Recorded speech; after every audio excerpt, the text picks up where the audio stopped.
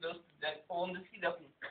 Suntem în legătură directă. Aici ne aflăm în Spania, unde s-a căutat, s-a găsit o comoară. Vom încerca să o deschidem. Priviți, datează din secolul XIV, înaintea erei noastre. Priviți. Este o ușă foarte antiguă. Vom trata cu delicatese ca să nu se schimbe. Vom încerca să deschidem această comoară, să vedem ce găsim aici. Se deschidea invers, de-aia nu puteam să deschid. Gata, mă, lasă, bani. Se pare că nu putem încă să o deschidem, va trebui schema următoare. Aceasta a fost transmisia noastră de aici, din Almeria, unde vom continua să rupem ușa.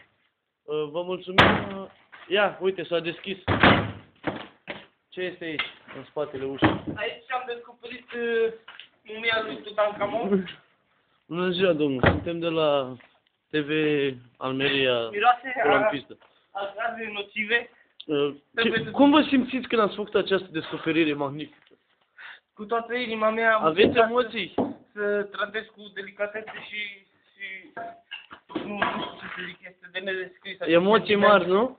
Foarte mulți nervi, foarte Priviți mult dumneavoastră pericol. ce s-a găsit aici. Această Uitați ușă datează din secolul XIV.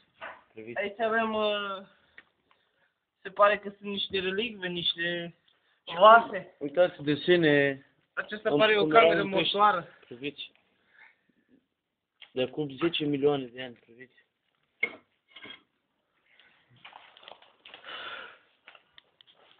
Acesta este cameramanul meu, vă rog, un prim plan. La revedere! La revedere, o zi bună! Hai.